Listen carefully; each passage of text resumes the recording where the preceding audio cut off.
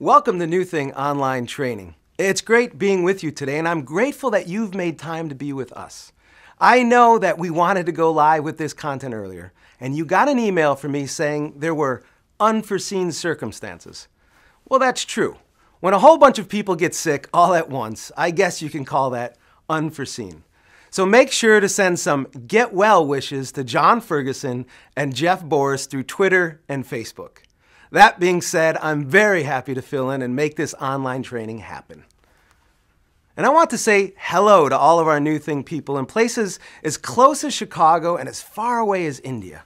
It's great that we have the opportunity to come together like this. Now, I've been traveling around and talking to many of you, and I just want to say thank you. Thank you for planting churches and starting new things. What you're doing for the Jesus mission in your community is inspiring. No, really, it's awesome. And I can't wait to see what God does in and through you next. Now, the goal of NewThing Online Training is to bring you some of the most insightful voices, thinkers, and practitioners in the church planting and missional movements. I'm excited about our speaker today, Caesar Kalinowski. He's director of the CGM Collective and formerly of Soma Communities. Caesar is a church planter, a practitioner, and above all, he's passionate about helping people experience the gospel. He's got a new book out, Transformed. And today, Caesar is going to talk about the gospel and mission. Come on. It's our hope that NewThing Online Training will accomplish 3 objectives. We want to better equip NewThing network leaders and pastors. We are encouraging our network leaders to use the content from this online training to jumpstart your monthly network calls. We also hope that our NewThing pastors will use this content to train their church staffs, leaders, and leadership residents. To help facilitate this, we have provided a training resource for you and your teams. Second, we also believe these broadcasts will create synergy throughout our NewThing movement. We all know that vision leaks, and we believe coming together online will remind us of why we do what we do and how together we are catalyzing a movement of reproducing churches. That is why every time we come together, we will include a vision talk from Dave. And finally, we believe this kind of training gives prospective church planters another reason to jump in with NewThing. God has blessed NewThing with access to some of the most cutting-edge thought leaders and practitioners. We know that we can't all afford to go to them, so we bring them to you with fresh, new content. With that in mind, we need your feedback and input. After today's training, you're going to receive a survey. Please complete it and let us know your thoughts. Oh, and one more thing. Well, actually 2 more things. We want each team, church, or group to complete your reproducing plan and email it to us. Now, we talk about reproducing as a value, so this is one way to hold each other accountable to do that. Look, Dave wants these back, and he's all over me about these, okay? So help a brother out and send them in to us. Also, the NewThing website is up and running. Check it out and let me know what you think. If you see any issues, or if you don't see something that needs to be there, let us know. I know God is doing some amazing things in your churches, and we want to start telling those stories. On the website, there is a big old blue button called Join the Conversation. Just click it. Trust me. Finally, we wouldn't be able to bring you this training without the generous support of strategic partners like the Aspen Group. Now here, take a look at this. Hi, my name's Ed Baylor. I'm the primary owner of the Aspen Group, and we're passionate about enhancing the impact of ministry. We do that primarily by designing and creating really powerful space for ministry. But what we've learned from working with hundreds of churches is that it's bigger than that. It's much bigger than that. And it begins with aligning culture, ministry, and leadership, and then wrapping a facility powerfully around that. We're excited. In fact, we're quite jazzed about working with the NewThing network. And part of what's driving that passion and that interest is recent landmark research we've done with Dave Kinnaman and the Barna Group on millennials. And it's clear the millennials are different. There's really some significant shifts happening in the way the millennials are processing faith and connecting with the church. So it's critical that we're reinventing the church and we're rethinking about how we're going to connect with them. And one of the primary ways to do that is planting churches. Planting churches is really the church's way of reinventing. So what are the opportunities that could come from this partnership?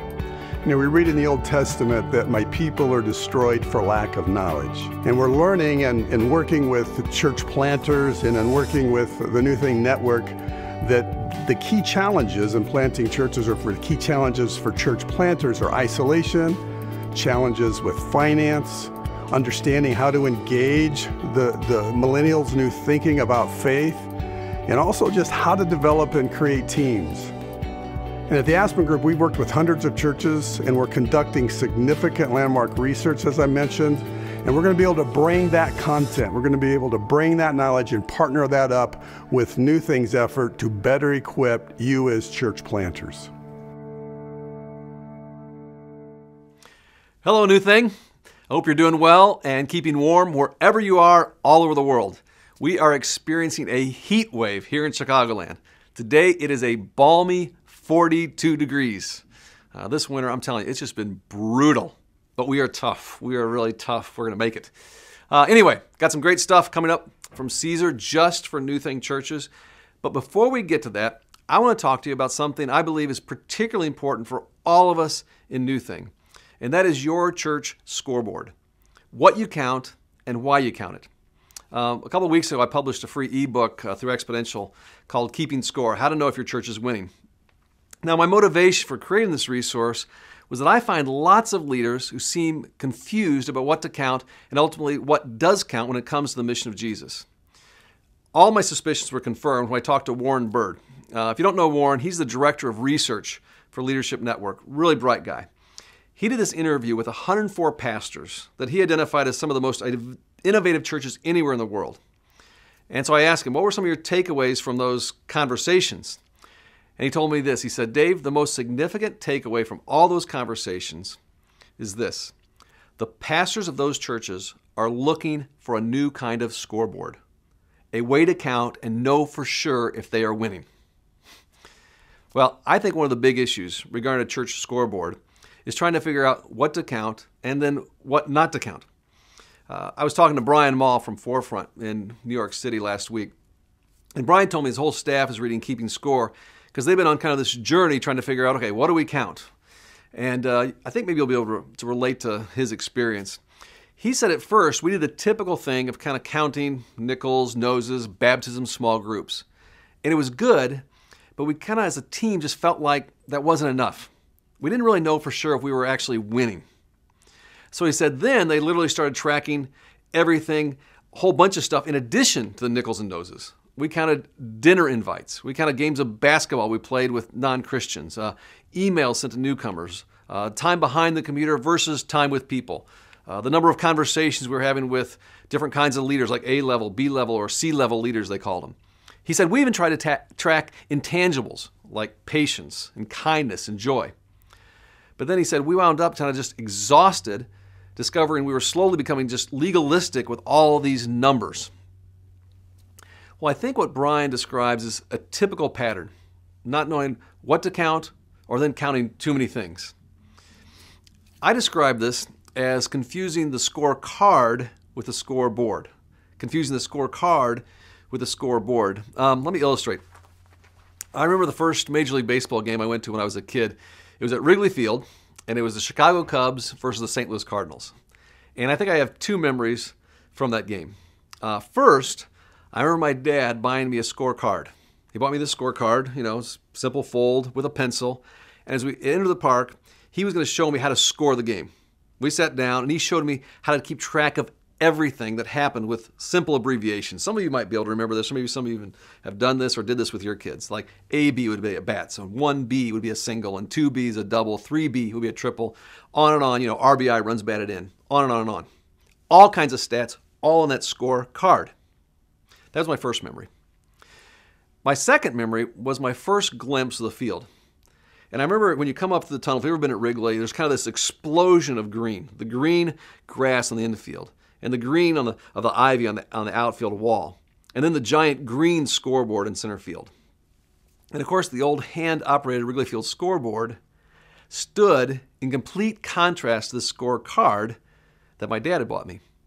My scorecard had a place for me to record, probably 24 different statistics for each team and every player.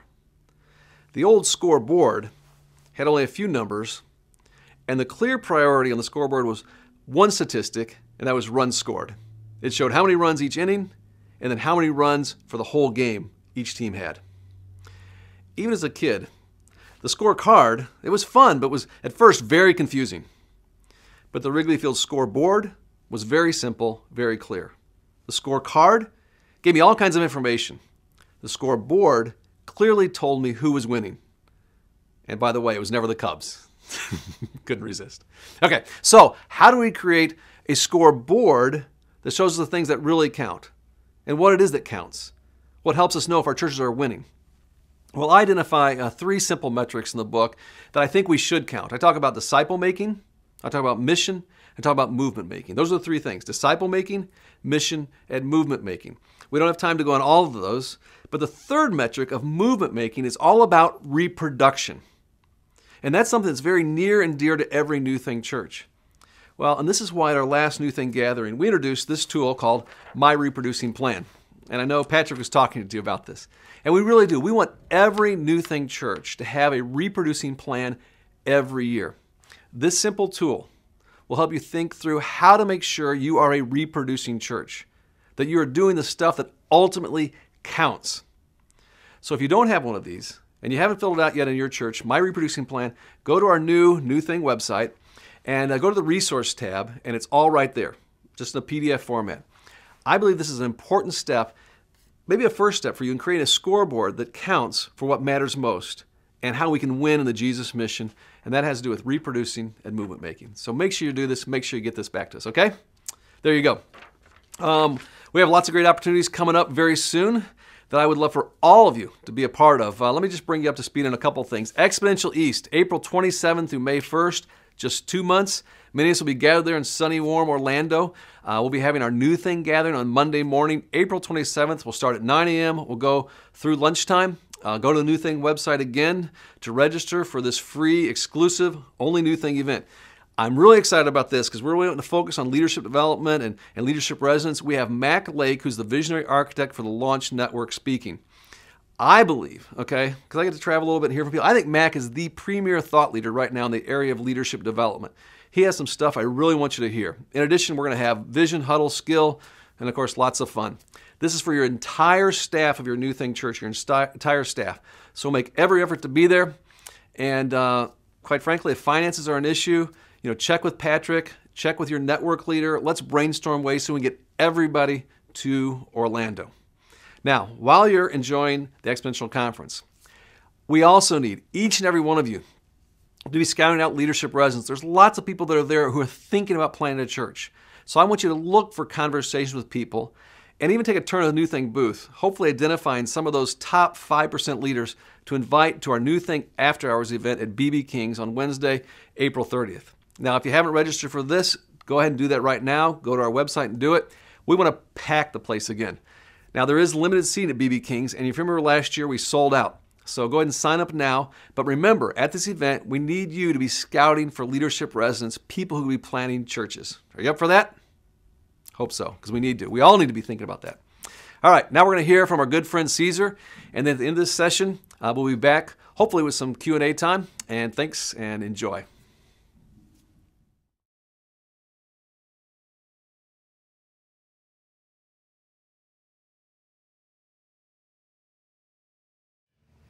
Hey, NewThing, good to be with you. My name is Caesar Kalinowski. I was originally one of the founders of Soma Communities out in Tacoma, Washington, and now, by God's grace, beyond. And I'm currently the director of the GCM Collective, which GCM stands for Gospel Communities on Mission Collective. And what we do is what you all do. We start and plant churches and multiply leaders. And we're hoping that God will continue to bless gospel movement throughout cities all over North America. It's a real privilege to be with you. I feel like we're part of the same tribe, big fans of NewThing. I'm originally from the Chicago area, born and raised, grew up there, pastored there originally before God started moving my wife and family and I around to keep planting churches. So we have the best and the worst job in the world, would you say? But we're for you, and it's a real honor to be able to just share a few things around my heart with you today. Like I mentioned, I am the director of the GCM Collective. We could have an easier name, probably easier to remember than that, but we sort of picked that as we collected people around the country that really believed in the gospel, in community, living together on God's mission, helping people find their way back to God as the primary organizing structure of the church. So we say that. We say the gospel in community on God's mission is the primary organizing principle and structure of the church. Now that's over and against a bunch of other structures and things and programs that sometimes we let slip in and can feel like it's the primary organizing structure. Now, the big E on the eye chart is disciple making, right? It's the only ministry really and mission that God has given the church. Let me spend just a couple of minutes explaining why I think, and I'll bet you'll already agree, that gospel, community, on mission, those three components are key and, in fact, necessary to fully form mature disciples. Here's why in brief. If our churches, if our core groups, if our new communities are not formed around the gospel as central to all of life, then we're just a social club. We're really not that different than a whole lot of do-gooders and really good social programming that's out there. Where I've lived in Tacoma and now I live out in Manhattan, there's actually these organizations that have all the functionality of church without God or the gospel in the middle of it. Because people still desire community and they desire truth, but of course they want to be their own gods. What makes the church unique and different and what makes disciples disciples is that we have the gospel at the center of all things. The gospel is the good news for all of life. It's not just the beginning of our journey, as you know. It's not the set of historical facts about Jesus that we agree to, say a Jesus in my heart prayer, and it has everything to do with our afterlife. The gospel is the good news, and it's the answer to every question in our life. I really want to encourage you, as you plant, as you develop leaders, to really grow in your understanding of the gospel. Community, GC&M. Making disciples has to be gospel-centered. It has to happen in community, and here's why. I'm not saying that there's never a one-to-one discipleship component, just like within a family. There's times when my son and I would be off on a hike or a bike trip, and he and I had some business to do, or I'd take my daughters on dates, or my wife would be with one or two of the kids. But when it comes to making fully formed, mature disciples of Jesus, that will never happen just one-to-one. If I was to say, my neighbor Rich starts coming to faith, he's beginning to believe, and let's say I spend a lot of time with him over the next 2 or 3 years of his life and develop him, disciple him spiritually, he is going to most resemble me spiritually in 3 years. Now that might be an upgrade for him, not because I'm so awesome, but I mean in the sense of his growth spiritually, that might be an upgrade. But the command and the mission is not to make disciples of Caesar or make disciples of you, pastor, leader. The goal is to make disciples of Jesus. And the church exists as a body. And I believe we've seen in Scripture that it's all the body parts and all the experiences and all the different spiritual giftings coming to bear in each other's lives that really form us in maturity. If you think about the vast diversity of the disciples that Jesus called, it's kind of startling, isn't it? Like the 12 numbskulls, we call them. A handful of fishermen. Have you ever known a fisherman, or like as a friend, someone who fished for a living, like deadliest catch kind of fishermen, or dock workers, or longshoremen? They're animals, okay? They are beasts. They are hard to get along with. Now add to that sort of a political zealot, a terrorist, a guy who's ripping off the purse, and a couple of brothers whose mommy goes to Jesus to check on their job description to see if she can get them a raise, and get them a better position on the team. I mean, this is a motley crew, misfits. And yet it was all that rubbing and pushing in perspective that allowed their gospel need to emerge. And that's the other component, mission, on God's mission. We can't really fully form disciples that aren't in a gospel-centered community on God's mission, which is out making disciples, because that's where all that rub of life really occurs. See, sitting in trainings like you're sitting in right now, or in cadres, or in team meetings, or even when we preach or do Saturday trainings, It's pretty comfortable. It's pretty awesome. It's, you know, someone's setting up snacks in the back, and it's climate controlled, and you've got, you know, wonderful, smart, good-looking speakers like myself leading these things. But when you get out into real life and you're with people that are not that stoked about what you're doing, and they don't want to go along with your program or mission or ministry, or your leaders have every excuse in the book, that's when your true gospel unbelief, your gospel needs emerge. That's out on God's mission. That doesn't really happen that much in a classroom. I mean, if right now we were sitting together, kind of as we are, and someone was teaching, oh, let's just say like one of those awesome Ferguson brothers, on sensitivity to the Spirit. I am Mr. Sensitive to the Spirit sitting here right now, because it's awesome, right? There's nothing really going that bad or wrong for me. Cell phone's on vibrate, you know, no one's texting me, it's all good. But it's when I leave here and I'm with my community and I'm with people that don't agree with me, or the people I'm trying to serve that don't even really want to be served, but you're trying to be good news to them. That's when all my unbelief and need comes out, and my should and would and I don't want to, and my selfishness and pain and fears and control issues and comfort idols and all that. That's when that emerges. And that's back to the G, gospel. That's when the gospel can then be applied. See, discipleship is the process of moving from unbelief to belief in absolutely every area of life. Let me just say that again. Discipleship is the process of moving from unbelief to belief in absolutely every area of life. For that to occur, that means you're going to have to be together in every area of life. And you're going to have all kinds of people seeing your life, speaking into those cracks and crevices. So, like for instance, in our communities that I've been a part of within Soma, as we've planted, as leaders, as lead planners, as elders, we've always lived with a open door policy. And I've freaked some people out. And if any wives are here with us today, they're going, whoa, whoa, whoa, whoa. But here's the thing about living in community. People, okay, for one, they have to see my life. How are some of these young guys and gals going to know what a godly marriage looks like? How are they going to know how to apply the gospel to their fear of parenting issues, or the abuse they suffered growing up, or substance abuse, or money mismanagement and generosity issues? They're going to have to see our lives. They're going to have to know that they can drop in and we can drop in their life. That's how a family is. That's what God's church is a family. But here's the freedom of the other side of it too. It's not always the best time to stop by and party.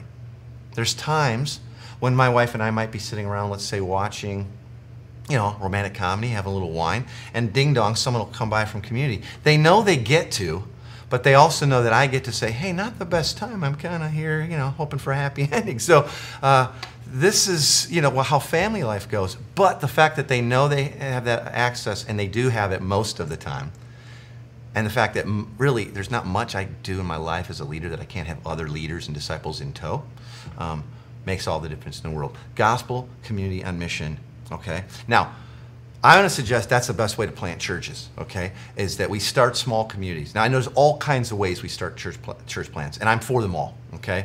I advocate for starting this way, sort of small is big and slow is fast, and here's why.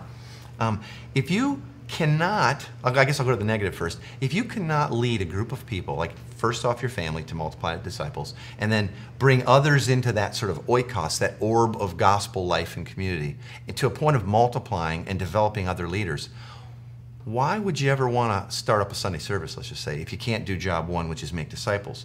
And so even as people who send lots of planners and train lots of planners, I think it's proof of concept. Let's major in the basics, right? Let's major in the majors, and that's making disciples who know how to make disciples. And here's the beautiful thing that happens, the results we get of this.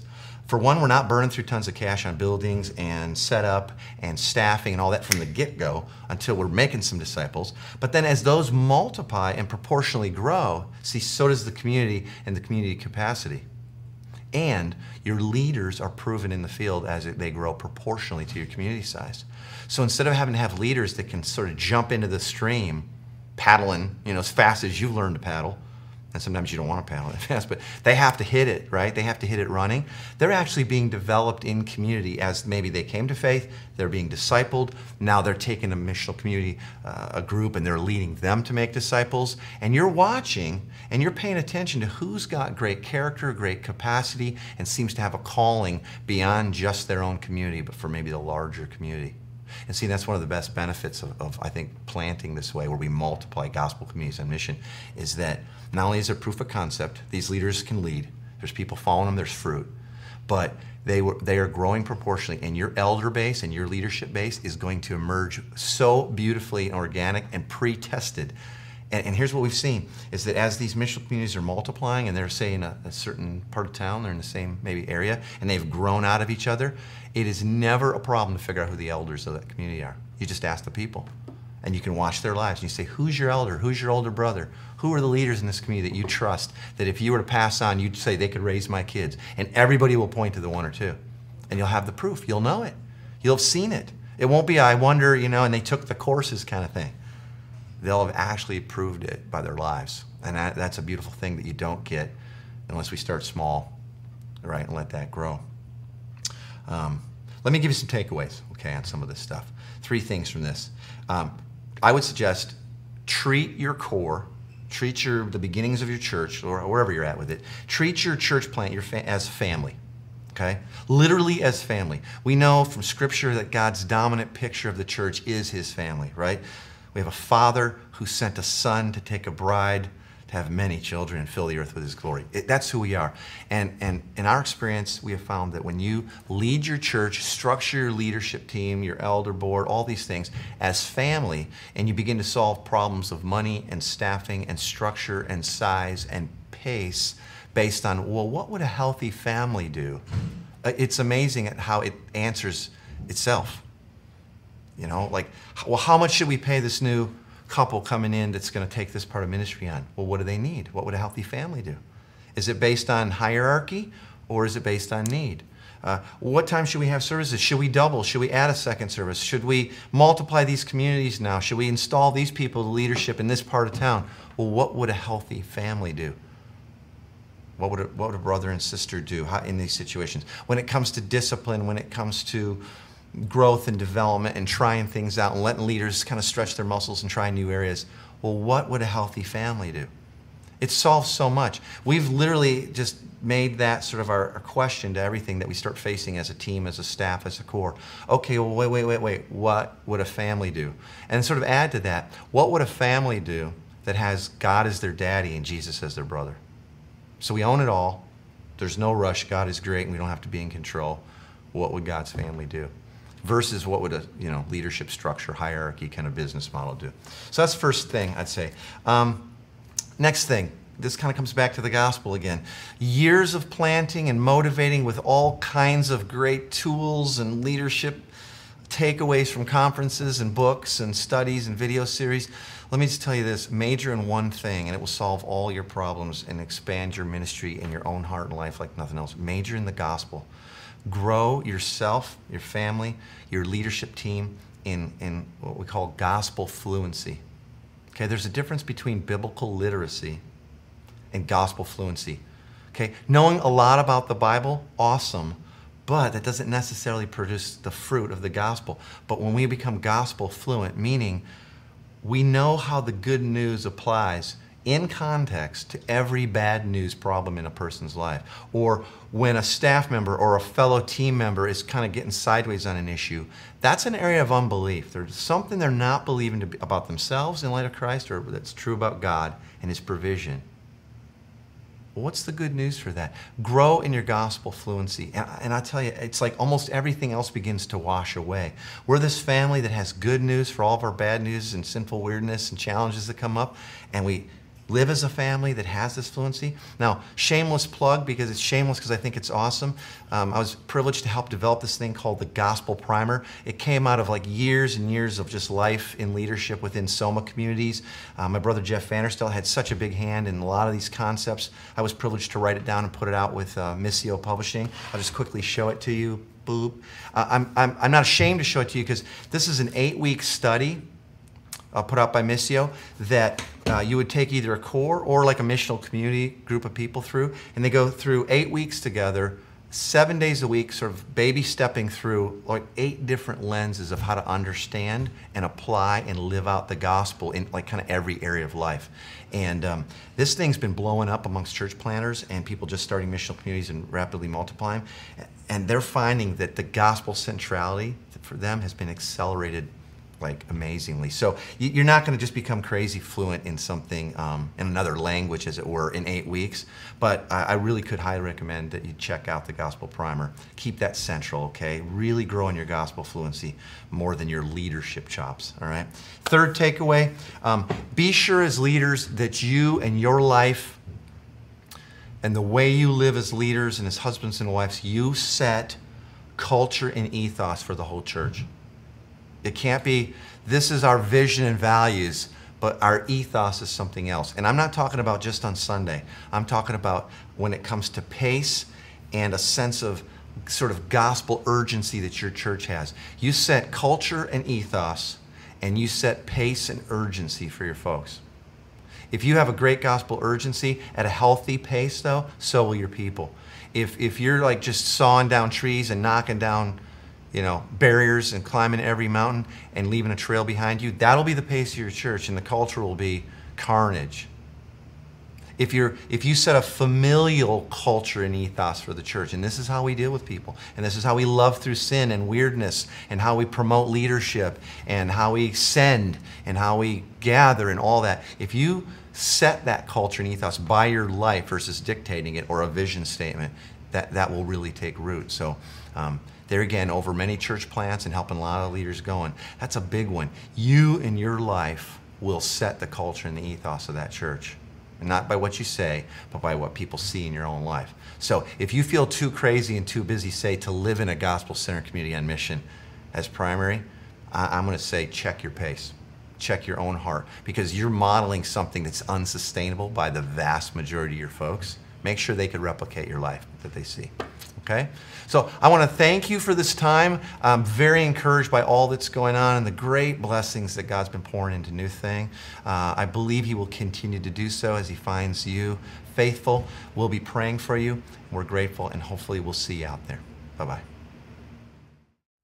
Hey, wasn't that awesome? I just want to say thank you for being here today. Now, please don't forget to use the resource guide with your teams. It's a great way to dig into this great content. Now, next month, on March 19th, we'll get to hear from Deb Hirsch. It's going to be great. And you'll get to see it that day, live and in living color. Unless for some reason John Ferguson is so sick again that he can't walk or talk, or Jeff Boris recontracts the Black Plague. Now, signing off for all of them safe in their little beds, and for all of NewThing, is the ever healthy and happy Patrick O'Connell. So long, everybody.